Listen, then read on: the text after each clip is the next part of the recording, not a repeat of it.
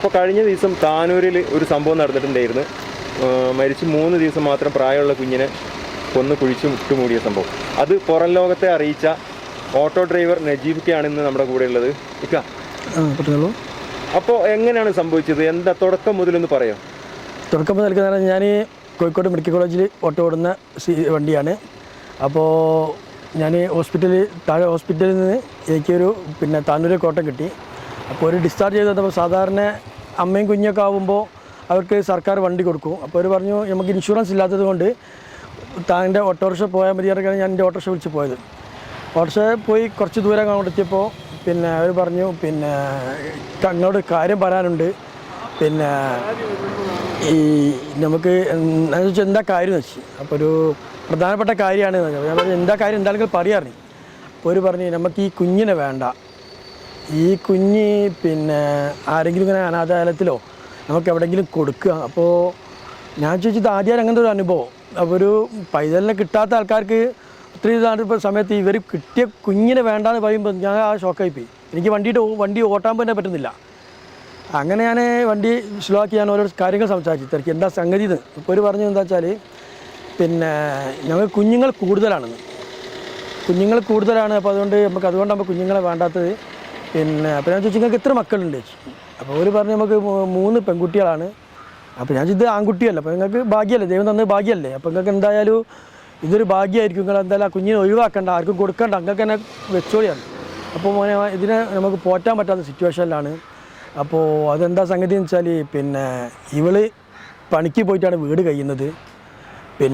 അപ്പോൾ ഇനി 5-8 മാസം ഈ കുഞ്ഞിന് പാല് കൊടുക്കുന്നതിനോണ്ട് ഇവർക്ക് ജോലിക്ക് പോകാൻ കഴിയില്ല. അപ്പോൾ അതുകൊണ്ടാണ് ഈ കുഞ്ഞിനെ കൊടുക്കുന്നത്. പിന്നെ ഞാൻ പറഞ്ഞു നിങ്ങളതൊരിക്കലും പറയാൻ പാടില്ല. ചിലപ്പോൾ ഈ കുഞ്ഞിനെ കൊണ്ട് ചിലപ്പോൾ നിങ്ങൾ നേരം വിളിക്കുമ്പോഴത്തേക്ക് ചിലപ്പോൾ രക്ഷപ്പെടാൻ അതൊരു ഇതാക്കി ദൈവം തന്നതായിരിക്കും ചിലപ്പോൾ നിങ്ങൾക്ക്.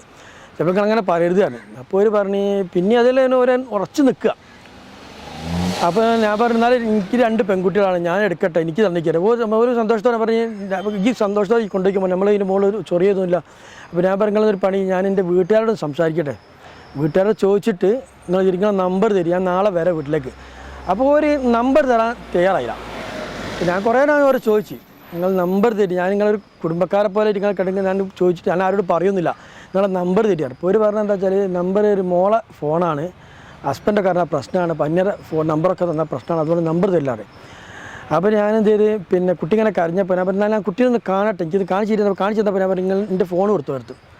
ആ ഫോണിൽ എടുത്തിട്ട് ആ കുഞ്ഞിൻ്റെ ഫോട്ടോ എടുത്തിട്ട് കുഞ്ഞിനെനിക്ക് കാണിച്ചു തന്നു. അപ്പോൾ എനിക്ക് ആകെ സങ്കടം, ചോര വരെ മേലിന് ശരിക്കും വിട്ടുപോയില്ല.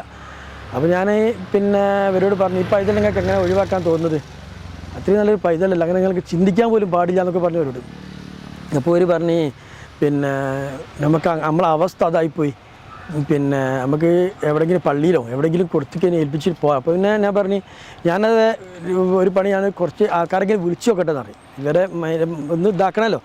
അങ്ങനെ ഞാൻ 2-3 കൂട്ടുകാരെ വിളിക്കാമെന്ന് പറഞ്ഞ് വെറുതെ ഫോൺ എടുത്തിട്ട് ഞാൻ അവരോട് പറഞ്ഞു ഇവരൊക്കെ പറഞ്ഞതെന്ന് വെച്ചാൽ ഈ കുഞ്ഞിനെ കൈമാറ്റം ചെയ്താൽ 10-15 വർഷം ജയിലിൽ കിടക്കേണ്ടി വരും, വാങ്ങിയ ആളും കിടക്കണോ നിങ്ങൾ കൊടുത്ത ആളും കിടക്കണോ, അപ്പോൾ അങ്ങനെ ഒരു പ്രശ്നമുണ്ട്, അതുകൊണ്ട് നിങ്ങൾ ഇതിന് മുതിരണ്ട പറഞ്ഞു. അങ്ങനെ ഞാൻ അവരെ പറഞ്ഞ് പേടിപ്പിച്ചു. അപ്പോൾ വരുന്ന പറഞ്ഞ് നാളേക്കോട്ടെ ഞങ്ങൾ ഏതായാലും ഇതായില്ലേ ഞങ്ങൾ കുഞ്ഞിനെ പോറ്റിക്കോളാന്ന് പറഞ്ഞിട്ട് ഇവരെ നാട്ടിൽ ഞാൻ എത്തിച്ചപ്പോൾ അനിയത്തിക്കുട്ടിയാണ് കൂടുതലും പറയുന്നത്. അപ്പോൾ അതിൻ്റെ ഇടയ്ക്ക് ഒരു സംഭവം നടന്നു. അനിയത്തിക്കുട്ടിയുടെ ഫോൺ ഇങ്ങനെ ബെല്ലടിയുന്നുണ്ട്. ബെല്ലടിയുമ്പോൾ അനിയത്തിക്കുട്ടി ഫോൺ എടുക്കുന്നില്ല, കുഞ്ഞ് കരയുന്നുണ്ടെന്ന് സംഭവം. അപ്പോൾ കുഞ്ഞ് കരയുമ്പോൾ ഫോൺ എടുക്കാണ്ട് കുഞ്ഞിക്ക് പാല് കൊടുക്കുന്നതിന് അമ്മ കുഞ്ഞിക്ക് പാല് കൊടുത്തു. ആ പാല് കൊടുത്തതിന് ശേഷം ഇവർ ഫോൺ അറ്റൻഡ് ചെയ്തൊരു കളവ് പറഞ്ഞു. പറഞ്ഞതെന്ന് വെച്ചാൽ ഫോണ് മുപ്പര് ചൂടായി, നിങ്ങൾ ഇതിൻ്റെ ഫോൺ എടുക്കാൻ കുറേ ബെല്ലടിക്കുന്ന വെച്ചപ്പോൾ പറഞ്ഞ് ഫോണ് വണ്ടീൻ്റെ ഡിക്കിൽ ബാക്കിലായിരുന്നു, ആ ബെല്ലടിച്ച് കേട്ടില്ല, ഡ്രൈവറെ വണ്ടി നിർത്തിയിട്ടാണ് ഫോൺ എടുത്തിട്ട് അവർക്ക് എന്തായാലും ഒരു അങ്ങനത്തെ ഒരു സംസാരം വേണ്ടല്ലോ, ഒരു കുഞ്ഞു കരയുന്നതെന്ന് പറഞ്ഞാൽ മതിയല്ലോ. അതൊന്നും എനിക്ക് അത്ര മെമ്മറി പോയില്ല, പെട്ടെന്ന് പോയില്ല. അങ്ങനെ ഞാൻ അവരെ വീട്ടിൽ കൊണ്ടുപോയി പറഞ്ഞ് ഇവിടെ ഇറക്കിക്കോളി, ഞങ്ങൾ അവിടെ വരെ വണ്ടി പോകുള്ളൂ പറഞ്ഞു. അപ്പോൾ എനിക്ക് വീട് കാണണം, ഏത് വീട്ടിലാണ് പോകണം. അപ്പോൾ ഞാൻ എൻ്റെ വണ്ടിയിൽ ഞാനങ്ങോട്ട് പോന്നോളാം. അപ്പോൾ ഇതിൽ പറഞ്ഞാൽ കുറച്ച് പോകാറ് ഞാൻ കുറച്ചുകൂടെ പോയപ്പോൾ വണ്ടി എൻ്റെ അവിടെ മണലിൽ താന്നു. അപ്പോൾ ആ അനിയത്തിക്കുട്ടി കുട്ടീനെ എടുത്ത് ഒറ്റ ഓട്ട. അപ്പോൾ ഈ അടുത്ത് എന്തോന്ന് പറയുന്നുണ്ട്. അപ്പോൾ ഞാൻ വിചാരിച്ച് ഇവർ ഭർത്താവൊക്കെ പറയുന്നതോ പണിങ്ങിയിട്ടോ കുട്ടീനെയും കൊണ്ട് ഓടിയായിരിക്കും എന്ന് പറഞ്ഞ് ബാക്കി ലഗേജൊക്കെ ഇവരെടുത്ത് എനിക്ക് പൈസ തന്നെ. അപ്പോൾ പോകുമ്പോൾ ഈ ഉമ്മ എന്നോട് ഇങ്ങനെ പറഞ്ഞു, എനിക്കിത് ആരോടെങ്കിലുമൊക്കെ പറയായിരുന്നു പിന്നെ ഇങ്ങനെയൊക്കെ സംഭവിച്ചു. അപ്പോൾ ഉമ്മ എന്നോട് പറഞ്ഞു, മോനെ നമ്മളെ വിഷമം കൊണ്ട് പറഞ്ഞതാണ്, ഈ കുഞ്ഞിനെ പോറ്റാൻ കഴിയില്ല, അപ്പോൾ അതുകൊണ്ട് പറഞ്ഞു എൻ്റെ മോൻ അവരോട് പറയുമൊന്നും വേണ്ട കേട്ടോ. അല്ലെങ്കിൽ ഞാൻ എൻ്റെ വണ്ടി അടുത്ത് വന്നപ്പോൾ അവിടുത്തെ നാട്ടുകാർ എൻ്റെ വണ്ടി തള്ളി പുറത്ത് നോക്കിയപ്പോൾ അവരോടൊക്കെ ഞാൻ പറയുന്നു.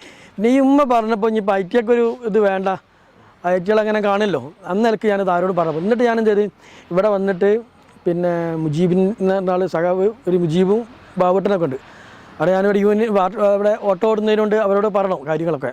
അപ്പോൾ ഇവരെ ഞാൻ കാര്യങ്ങൾ ധരിപ്പിച്ച്. അപ്പോൾ അങ്ങനെ ഒരു സംഭവം ഉണ്ട്. ഞാൻ രാത്രി തന്നെ ഒരു വീരം പറഞ്ഞു. വന്നപ്പോൾ തന്നെ ഞങ്ങൾക്ക് വണ്ടിയുടെ ഓട്ടിയിട്ട് ഇവിടെ എത്താൻ പറ്റുന്നില്ല. അപ്പോൾ എൻ്റെ വീട്ടിലേക്ക് വിളിച്ചപ്പോൾ വീട്ടിൽ നിന്ന് അനിയനും എൻ്റെ പെങ്ങളും എൻ്റെ വൈഫൊക്കെ പ്രത്യേകം പറഞ്ഞതെന്ന് വെച്ചാൽ കാക്ക പോലീസ് സ്റ്റേഷനിൽ വിവരം പറഞ്ഞേക്ക്. അതെ, അപ്പോൾ ഞാൻ അങ്ങനെ ചെയ്തോളാൻ നിനക്ക് ഞാൻ ആദ്യം ഇവരോട് വന്ന് വിവരം പറഞ്ഞു.